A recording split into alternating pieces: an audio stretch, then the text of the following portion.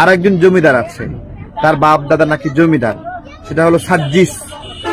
আগে ট্রেনে যাইতো ঝুইলা ঝুইলা পঞ্চগড়ে বাড়িতে, আর এখন আর ঝুলে যেতে হয় না, এখন সে 150টা গাড়ি নিয়ে যেতে পারে।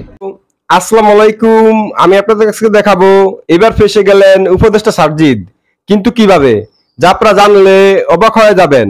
তো আজকের এই ভিডিওটি অত্যন্ত গুরুত্বপূর্ণ, তো আমি আশা করবো যে আপনারা সম্পূর্ণ ভিডিওটি দেখবেন, আর এই সম্পূর্ণ ভিডিওটি দেখলেই বিস্তারিত জানতে পারবেন।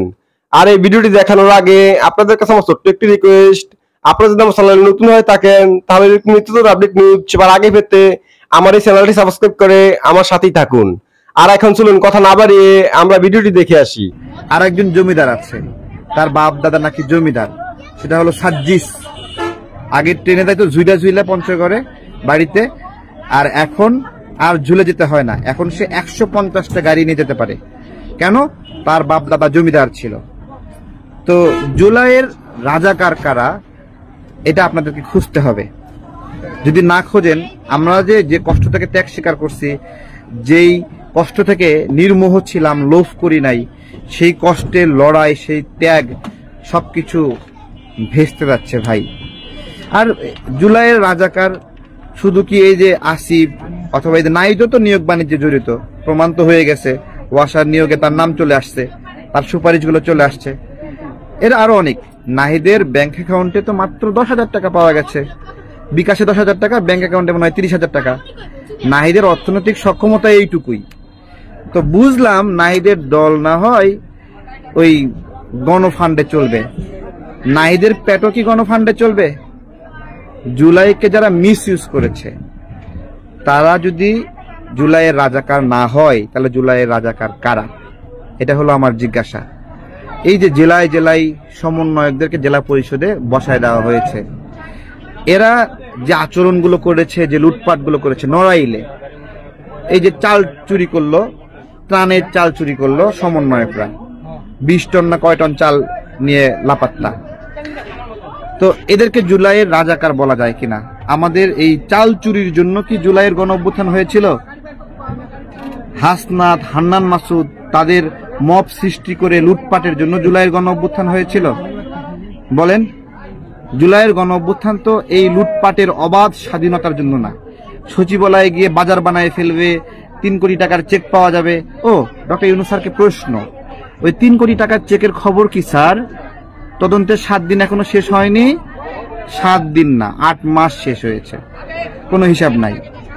ডক্টর ইউনূস স্যার নিজের জবাবদিহিতা আগে করুক। উনি যেই করগুলো মৌকুফ নিলেন, 666 কোটি টাকা, কতগুলো টাকা দেখেন, দেশের টাকা। 5 বছর এরকম কর দেবেন না উনি। গ্রামীণ যদি কর না দেয়, তাহলে 5 বছরে কত হাজার কোটি টাকা লুটপাট করবেন চিন্তা করেন। আদম ব্যবসার লাইসেন্স, এগুলো বললে মন খারাপ যে করছেন আপনারা, করেন, সমস্যা নাই। আস্তে আস্তে তো সব প্রকাশ হচ্ছে। এই যে বাংলাদেশ ব্যাংকের 8,000 কোটি টাকা পাচার হয়েছিল সেই সময়, এই যে গভর্নর দায়িত্বে আছে এখন, ওই সঙ্গে জড়িত কাউকে সে বিচারের আওতায় নিয়ে আসার জন্য কোনো উদ্যোগ নিছে? তাহলে তার কাজটা কি ছিল? সেই উদ্যোগ না নিলেও আমাদের 10টা ব্যাংক ধ্বংস করার সঙ্গে সে জড়িত। এক বক্তব্যে মানুষ হুড়মুড়ায়ে ব্যাংক থেকে টাকা তোলা শুরু করে দিছে।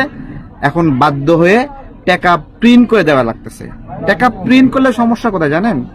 ধরেন একটা বাজারে সব লোক মিলে 1000 টাকা আছে, ওই বাজারে পণ্য আছে 1000 টাকা, এটা হলো সুষম মূল্যায়ন। যা টাকা আছে সেই অনুযায়ী পণ্য আছে, কিন্তু বাজারে যদি হঠাৎ করে আরো 1000 টাকা ঢুকে যায়, তখন ওই 1000 টাকায় পণ্যই 2000 টাকা দাম হয়ে যায়। এই যে পণ্যের মূল্য বৃদ্ধি কেন হয় বুঝতে হবে।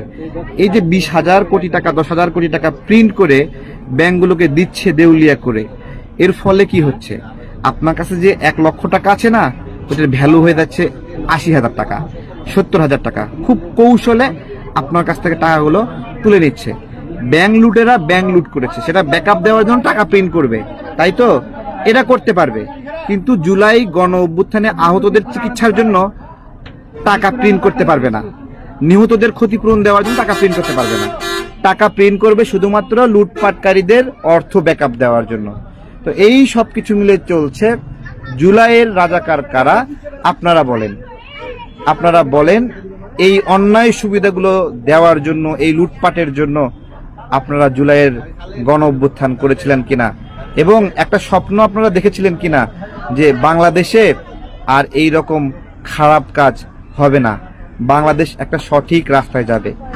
বাংলাদেশ যাওয়ার কথা আস্তে ধীরে মালয়েশিয়ার কাছে, কিন্তু ডক্টর ইউনূস এক ধাক্কায় আমেরিকা নিয়ে চলে গেছে, বুঝছেন? আমেরিকারে করিডোর দিবে, আমেরিকারে হেই দিবে, তেই দিবে, আবার সেগুলো বইলা আবার অস্বীকারও করে। এই যে কাঁচা কাঁচা মিথ্যা কথা, এর জবাব দিতে পারবেন করিডোর নিয়ে, নাকি আমরাই মিথ্যা কথা বলছি?